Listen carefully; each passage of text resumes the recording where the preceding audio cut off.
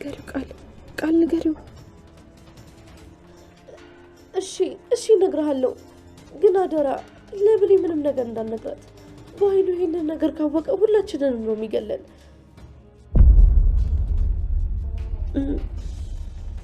የብሌን እናት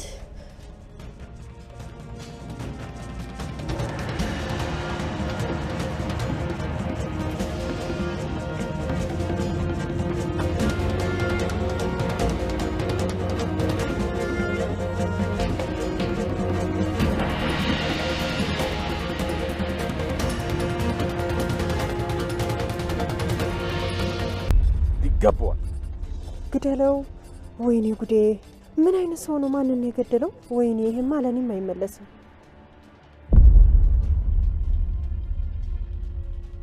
መቼ ነው የመጣሽ? አይ አሁን ነው የመጣሁት። ገነት የሰለሞን ሚስት መሆኗን መቼ ነው ያወቅሽው? ባለፈው ነው። ታዲያ ምንድነው ቀድመሽ አልነገርሽኝ? ልነግርህ ነበር እኮ። ዳግም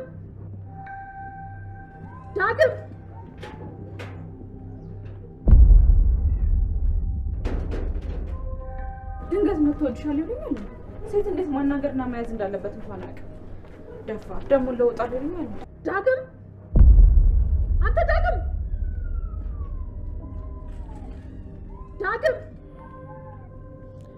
እትዬ ምን ሆነሻል? የዳግምን በር ለምንድን ነው የምታንኳኩው? ደግሞ ተናደሻል እንዴ? ዳግም ፈልገሽ ከሆነ ቤት ያለ አይመስለኝም። ኧረ ሲገባም ሲወጣም ላንቺ እየነገረ ነው የሚሄደው። ምን እያልሽ ነው እትዬ? ብሌን በጣም ነው ያዘንኩብሽ፣ በጣም ነው ያፈርኩብሽ። እንዴት እንደዚህ አይነት ነገር ትደብቅኛለሽ? እኔ ካንቺ በጭራሽ ይሄን አልጠብቅም ነበር። ሳሚ የምታወራው ነገር ታውቀዋል? ከመቼ ወዲህ ነው እናንተ እንደዚህ አይነት ነገር ማውራት የጀመርነው? እውነት ነው አውርተን አናውቅም። ለዛም ነው ዛሬ የመጣሁት። አይንሽን እያየሁ ልነግርሽ ነው የፈለኩት። ለአንቺ የሚሰማኝ ስሜት ሳልነግርሽ እንዳላጣሽ ፈራሁ። መቼ አገኘኸኝና ነው የምታጣኝ? እንደዛ አትበይ ብሌን፣ በጣም ወድሻለሁ። ከእኔ ውጭ የማንም አቶ በኃይሉ የካበው ሁሉ ቀስ በቀስ እየተናደበት ነው። በሌላ በኩል ደግሞ ቃል አሁን ላይ ዳግምን ስለምትወደው ስለ ብሌን እናት ለዳግም ልትነግረው ነው። በፍቅር አብረን እንድንቀጥል ከፈለግሽ እውነቱን ንገሪ ብሏታል። እሷም እንግዲህ አንተን ከማጣ እሺ እነግርሃለሁ፣ ነገር ግን ለማንም ሰው እንዳትናገር ብላ ቃል ስለ ብሌን እናት ልትናገር ነው። ሰላም ውዴ ሰብለይቱ ቤተሰቦች እንዴት ናችሁልኝ? እንኳን ወደ ቻናሌ በሰላም መጣችሁ።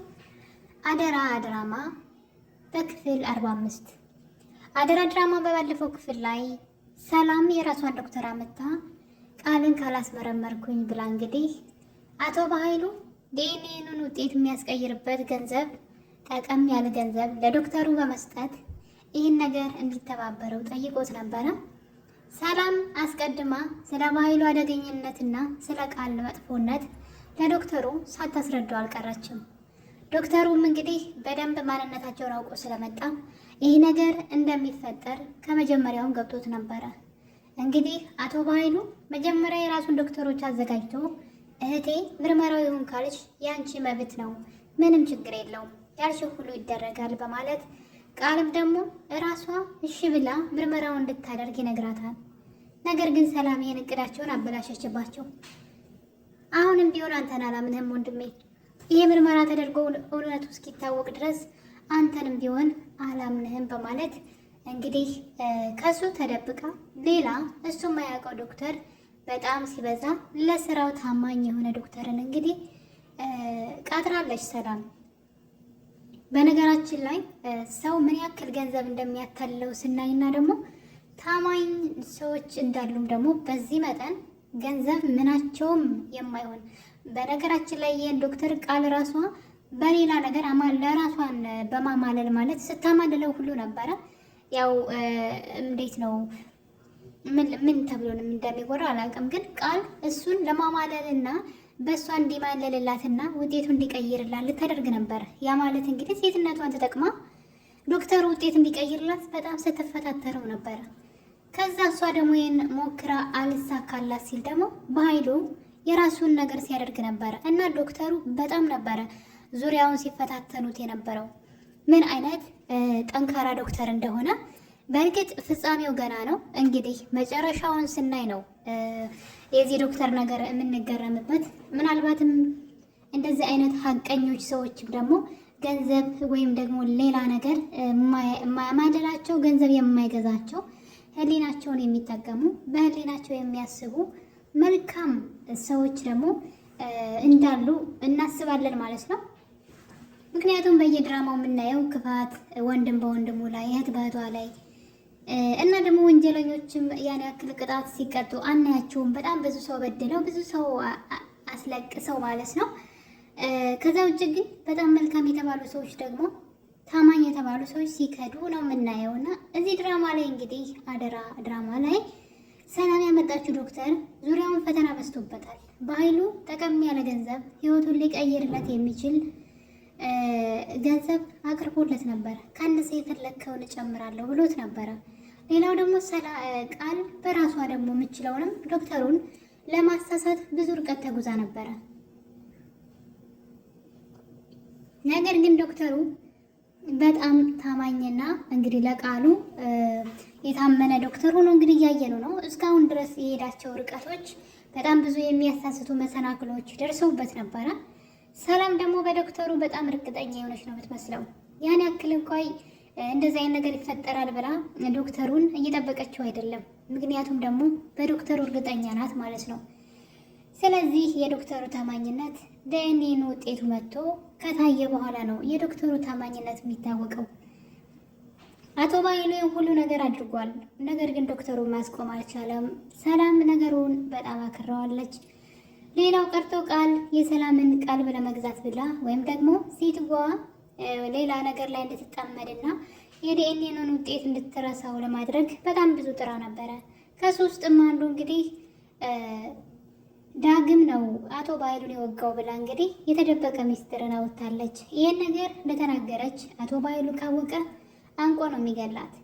አቶ ባይሉ ለሰላም ያልነገራት የራሱ ጥፋት እንደሆነ ስለሚያውቅ ለምን ዳግም ባይሉን ወጋው የሚለው ጥያቄ ሲነሳ ወይም ቢያሳስረው ወይም ደግሞ ሰላም ብትሰማ አቶ ባይሉ ምን ያክል ችግር ውስጥ እንደሚገባ ያውቃል።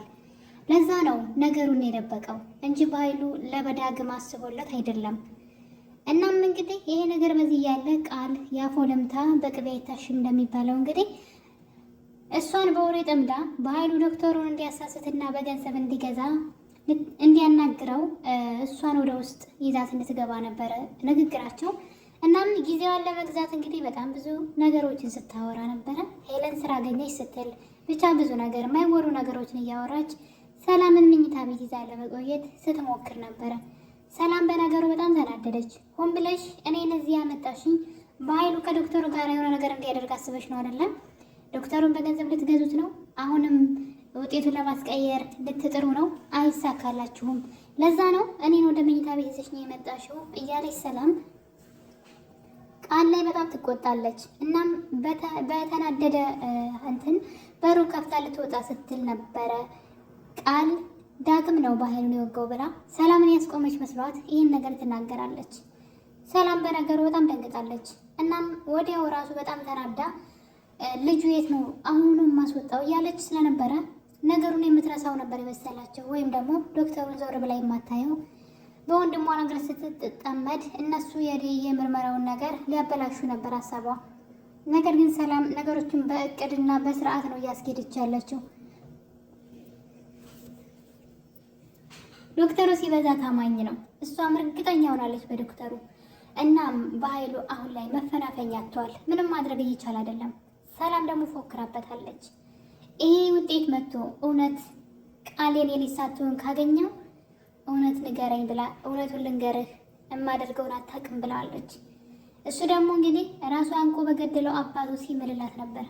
በሞተው አባቴ እምልልሻለሁ፣ አባታችን እምልልሻለሁ፣ አንቺ እኮ የእናቴ ልጅ ነሽ፣ ምን አድርግሽ እያለ እንግዲህ አንጀቷን ለመብላት ሲሞክር ነበረ። እውነት ለመናገር ግን ሰላምን ሳላደንቃት አላልፍም። እስከ ዛሬ ድረስ ይህን ነገር ተረድታ መጀመሪያውንም ራሷን ጠብቃ ቢሆን ጥሩ ነበረ። ነገር ግን ከረፈደም ቢሆን ወንድሟን መጠራጠሯ በጣም ደስ የሚል ነገር ነው።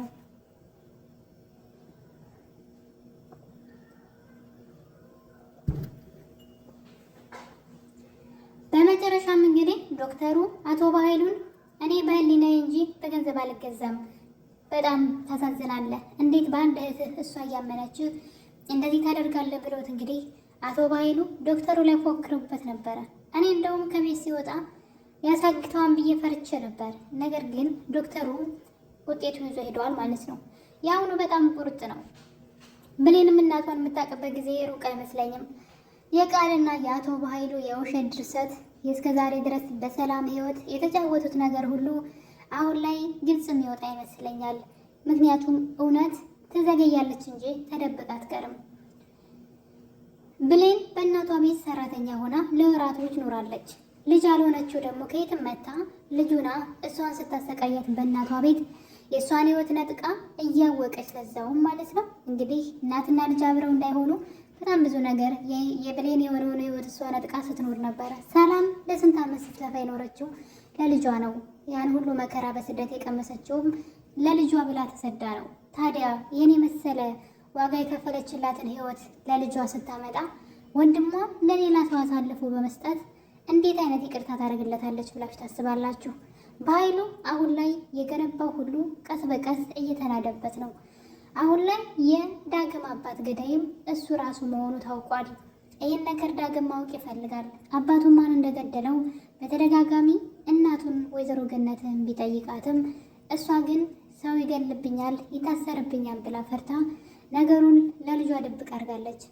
አቶ በኃይሉን ወይን የሚያስከትት ወይም ደግሞ ወደ እስር ቤት የሚያስጭን በጣም ኃይለኛ ፋይል እጇ ላይ እያለ እሷ ግን እስከዛሬ ድረስ ለማንም ምንም ሳትል እየኖረች ነው። ታዲያ ጀሮ ጠቢ የሆነችውና ደስታ የምትባለው ጎረቤቷ የወይዘሮ ገነት ጎረቤት ማለት ነው ለአቶ በኃይሉ ነገሮችን በማመላለስ እንግዲህ ጠቀም ያለ ገንዘብ እየተቀበለች ትገኛለች። አቶ በኃይሉ አንድ ነገር ሲል ይቺ ሴት ተደብቃ አዳምጠዋለች። እሱም እንግዲህ ለዚህ ነገር ሁሉ ችግር እያስገባኝ ወይም ደግሞ ለሰላም ደውለው ቃል ልጅሽ አይደለችም ብሎ ችግር የፈጠረብኝ እሱ ነው። እናም ግደሉት የሚል ትዕዛዝ ሲያስተላልፍ በጀሮዋ ተደብቃ ሰማችው።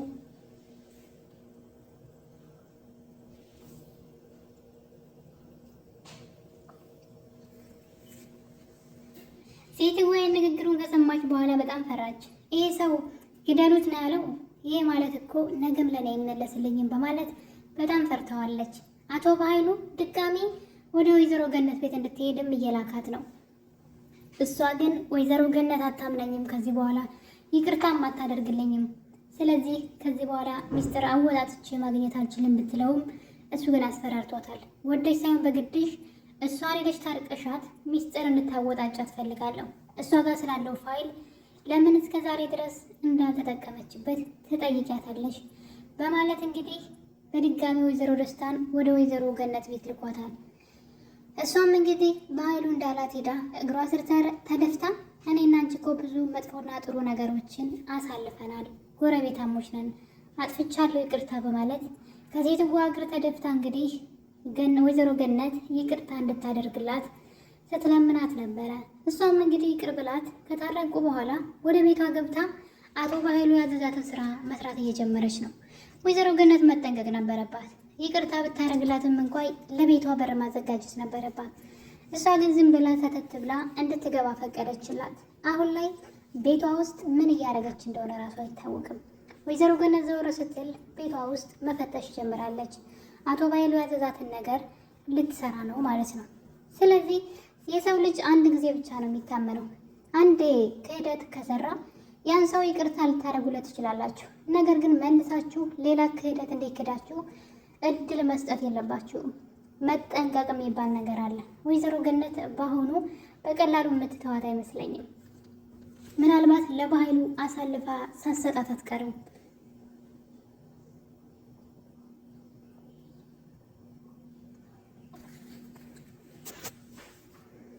ሌላው እንግዲህ ሳሚ ነው። ሳሚ ብሌንን አግኝቷት ነበረ። ፍቅሩን ሊገልጽላትና እንደተቀየረ ቢነግራትም እሷ ግን በጣም የማፈቅረውና የምሳሳለት ፍቅረኛ አለኝ፣ በዛ ላይ እኔ አንተን አልወድህም ብለው በጣም ልቡን ሰብረዋለች ማለት ነው። እሱ ያው ስለሚወዳት የምር ከሱ የእሱ የምትሆን ስለመሰለው እየጠበቃት ነበረ እና እንግዲህ ከሱ ጋር እያወራች ቆይታ ስለ እናቷ ሊነግራት አንድ የምነግርሽ ነገር አለ ቢላትም እሷ ግን ምንም አልፈልግም ካንተ ብላ ትታው ትሄዳለች። በዚህ መሀል እንግዲህ እዛው እንደቆመ ነበረ። አቶ በኃይሉ የሚገሉ ሰዎችን ይቀጥርበታል። እናም እንግዲህ በህይወት ይኑር አይኑር ባናቅም ግን በጣም ነው የተደበደበው። ያው ግደሉት ነው ያለው። እርግጠኛ ነኝ አይሞትም ብዬ ተስፋ አደርጋለሁ። ምክንያቱም መሞት ስለሌለበት እሱ ከበኃይሉ ገና የሚያወራደው ሂሳብ አለ። በኃይሉም የእሱን ህይወትን ስለነጠቀው ማለት ነው። እና እንግዲህ እሱ አንድ ነገር ሆነ ማለት ብሌን ለጊዜውም ቢሆን ተጠያቂ ናት። ለመጨረሻ ጊዜ በስልኩ ያወራው ብሌንን ነው ያገኘውም ብሌንን ስለሆነ የብሌን ሌላኛው እቅድ ብሌን እናቷን የምታገኝበትን መንገድ አሁን ላይ እየፈለገች ትገኛለች። ከእስከዛሬው በተለየ መልኩ እናቷን ለማግኘትና ለማወቅ በጣም ጓጉታለች። ለዚህም እንግዲህ በተደጋጋሚ ሁሉም ሰው ሰላም እናቷ እንደሆነች ወይም ደግሞ ሰላምን እንደምትመስል ብቻ አንዳንድ ነገሮችን እየሰማች አሁን ላይ የማወቅ ጉጉቷ በጣም ጨምረዋል። በዚህ የተነሳ እንግዲህ አንድ ነገር አቅዳለች። እሱም ቃልና ዳግም እንደ ፍቅረኛ አክት እንዲያደርጉ ነው። በባለፈው ክፍል ላይ እንግዲህ ቃል ወይዘሮ ሰላም ዳግም በኃይሉን እንደወጋው ስለተናገረች በዚህ ነገር እሱ ፍቅረኛዋ ስለሆነ እንደሚያዝንባት ስላወቀች በጣም ተከፍታ እያለቀሰች ነበረ። ሰላምንም ደግሞ እግሯ ስር ተደፍታ እሱን እንዳታሳስሪው፣ እሱን ካሳሰርሽው እኔ ሞታለሁ እናቴ ስትላት እኔና አንቺ እናትና ልጅ አይደለንም እስከ 1 ሳምንት ድረስ ወይም ደግሞ ውጤቱ እስኪመጣ ድረስ እኔና አንቺ እናትና ልጅ አይደለንም በማለት ለቃል ቁርጧን ነግራታለች። እውነቱን ልንገርሽ ምንሽም ልጅን አይመስልም እያለች ነው። ሰላም በጣም አመራለች ማለት ነው። ብዙ ነገር ተደራርበውባታል። በጣም ብዙ ነገር ዝም ብላ ሳልፋለች። አሁን ግን የቆጡ ቀን ወይም ደግሞ የመጨረሻው ቀን የደረሰ ይመስለኛል። ማንም ሰው ሊያስቆማት እንኳን አልቻለም። እንደ ድሮ እያለቀሰች እና እናቴ እያለች ልታባብላት አልቻለችም። ቃል ራሱ ሰላም ከቁጥጥር ውጭ ሆናለች። አሁን ላይ ቃል እዛ ቤት ታስሬ ወጣ ይሆን ወይስ ዳግምን አጠዋለሁ የሚል ከዳግም ፍቅር ስለያዛት ግራ ተጋብታለች። ዳግም ደግሞ ሊጠቀምባት ነው የፈለገው። በነገራችን ላይ ዳግም የቃል መልስ ከባድ ነው የሚሆነው። እንደተጠቀመባት ካወቀች፣ ለሚስጥር ብሎ ሆን ብሎ እንደቀረባት ካወቀች ትጎዳዋለች። በቀላሉ በስሜቷ ተጫውቶ ዝም የምትለው አይመስለኝም። እሷ የምር ያፈቅራት ስለመሰላት ከስር ስርስር ማለት ቀጥላለች። እና እንግዲህ አንድ ምሽት እኔ ጋር ላይ በማለት እንግዲህ ቤቱ ወይን ጋብዟት አብረው እንዲያመሹ ይጠይቃታል። ቃል በደስታ ነበር ሄደችው፣ አላቅማማችው። እናም እንግዲህ የሄደችበት ዋናው የተፈለገችው የብሌን እናት ማን እንደሆነች እንድትነግረው ነው። ወይን እያጠጣት በመሀል ጥያቄ ይጠይቃታል። ለሰላም እኔ በኃይሉን እንደወጋው ስለነገርሻት በጣም አዝኜብሻለሁ፣ በጣም ነው ያዘንኩብሽ። ነገር ግን በፍቅር አብረን እንድንቀጥል ከፈለግሽ አንድ ነገር እንድትነግሪ ይፈልጋለሁ ይላታል። እሷም እንግዲህ ምንድነው አንተ የምትፈልገውን ሁሉ አድርጋለሁ በማለት ቃል ገብታለች።